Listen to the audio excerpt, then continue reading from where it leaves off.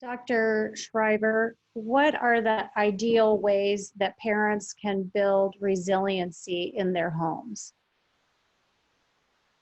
So I spend a lot of time in my clinic talking about adversity, right? There's adversity in all of our lives, and we can never expect that our child will be born into a world where there's no stress or adversity. But right now, the message of how to deal with adversity and stress is really resonating like it never has before, because everyone is really stressed out right now. And when I say, I don't say, are you stressed? Like, how stressed out are you? And so this is a topic that's really become very important for us as primary care doctors to really talk about. And so when I talk about it, I say, what can you as a family do to support your children and to support yourself during this time? I use a mnemonic that I think is really easily taught and really easily remembered for everyone.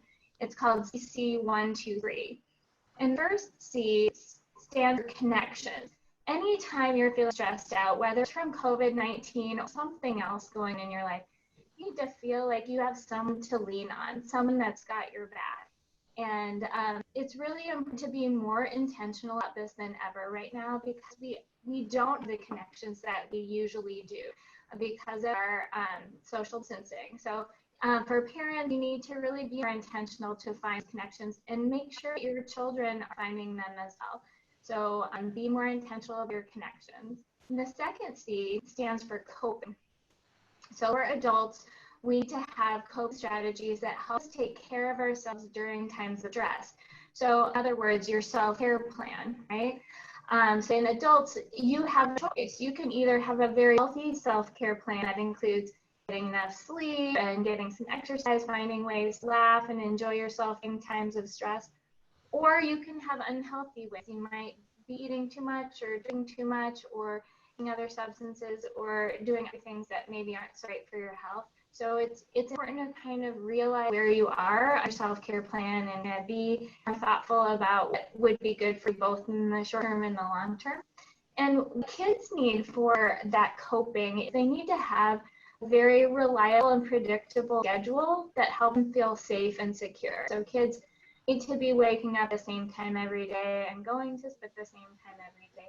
And really getting some of the 6 most important tenets of health, right? So getting sufficient sleep, getting exercise, getting good nutrition, having time to relax or even meditate or have mindfulness if you're into that, having really high quality relationships, and then having a check-in every day with your mental health. How are you doing? Do you actually need extra help? Is what you have not enough to support you right now?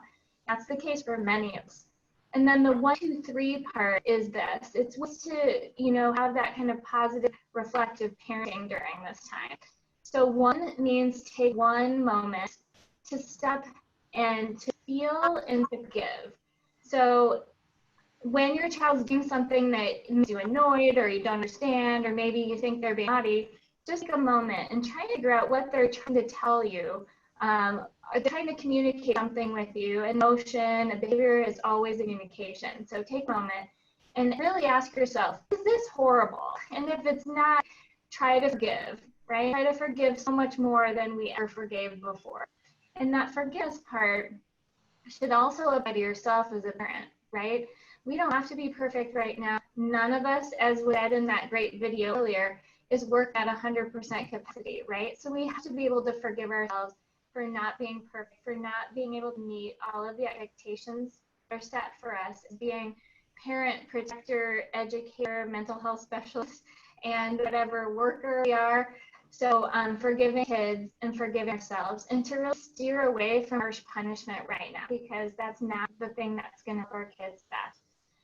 The 2 means 2 eyes for seeing and 2 arms for holding.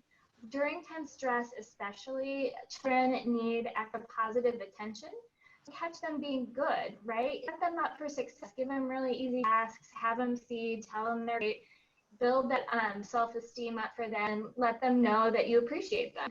And then 2 arms for holding. Everyone needs more hugs right now. We need more positive physical contact. We're isolated from our connections right now. So don't forget, if you're like a 1 hug a day person, like bump it up, be a 5 hug a day person. And then the 3 is, what are 3 ways you can show your children you love them every day? So parenting is a 24-hour gig, and I know that's tiring, but it's really important to really have that messaging out there via your actions, your words, your listening skills.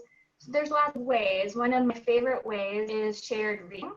And right now we're calling it bibliotherapy, right? So when you read to your kids, it is definitely a demonstration of how much you love them, to give them that shared moment to share words and their brains, and really have that quality time together. But there are lots of ways.